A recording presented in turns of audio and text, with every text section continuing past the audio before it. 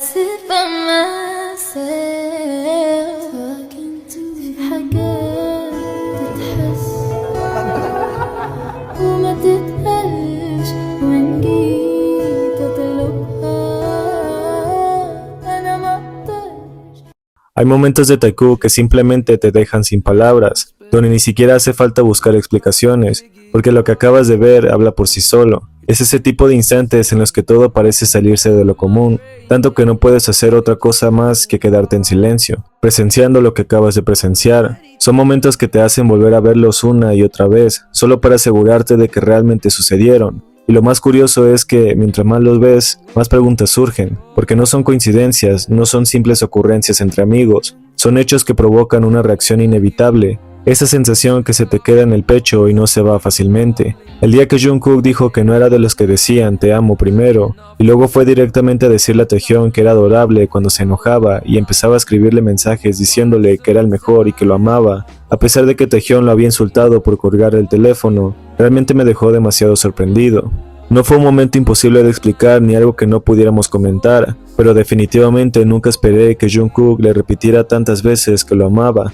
y además lo hiciera con una sonrisa como si se estuviera imaginando a Taehyung frente a él, molesto por una de sus travesuras. Probablemente es algo de lo que siempre hablo, pero ese fue uno de los momentos que más me dejó con la boca abierta, así como la vez que Taehyung y Jungkook se miraron fijamente cuando estaban a punto de responder unas preguntas, y estaban tan nerviosos por aparecer públicamente juntos sin los demás miembros, que actuaban muy tímidos entre ellos. Ese momento me dejó demasiado sorprendido, no solo por la emoción que transmitía, sino por la forma en la que sus ojos se encontraron, y parecía que ninguno de los dos podía soportar el impacto de esa mirada. Fue como si en ese instante se dijeran muchas cosas sin palabras, y la incomodidad no venía del desagrado, sino de la intensidad del vínculo que estaban sintiendo frente a todos. Cuando Taehyung le estaba escribiendo una carta a Jimin y Jungkook llegó preguntando qué había de Jungkookie, como si quisiera saber por qué Taehyung no le estaba escribiendo también una carta a él, literalmente estaba haciéndole berrinches porque Taehyung se veía muy concentrado en lo que quería decirle a Jimin en el episodio final.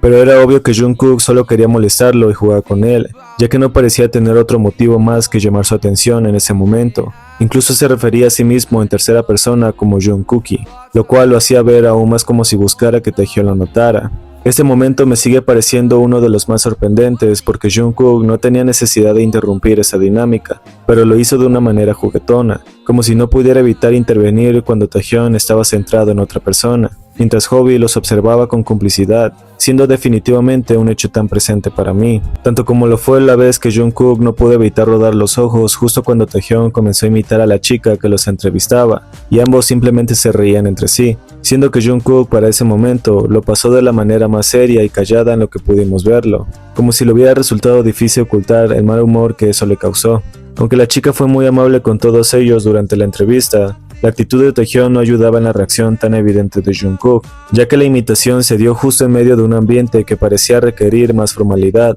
Jungkook no intentó disimular su expresión y su molestia, lo que por supuesto me dejó más que sorprendido, pues no podría haber esperado que Jungkook fuera así de honesto con sus gestos, especialmente en un entorno público donde normalmente suelen mantener cierto control sobre sus reacciones. Incluso cuando vimos a Taehyung sentado sobre las piernas de Jungkook en un vuelo luego de su semana juntos en Corea, y la vez que prácticamente nos incluyeron en su vida una cita privada que más tarde se revelaría vista por un fan, es una de las cosas que simplemente no puedo olvidar. Porque cuando Taehyung dijo que había preparado el juego de Pepero, donde los participantes debían de morder un bastón de chocolate y dejarlo lo más corto posible a tal punto de tener que rozar sus labios con el otro, a pesar de que al principio solo había esperado que Jungkook se uniera a él y sus intenciones de jugar al Pepero con Jungkook quedaron al descubierto, fue uno de los momentos que más me sorprendieron. Sobre todo porque su risa tan tímida demostró que tenía una intención detrás, y cuando Jungkook quiso saber más al respecto, Taehyung terminó diciendo que no era nada, intentando cambiar la conversación de forma apresurada,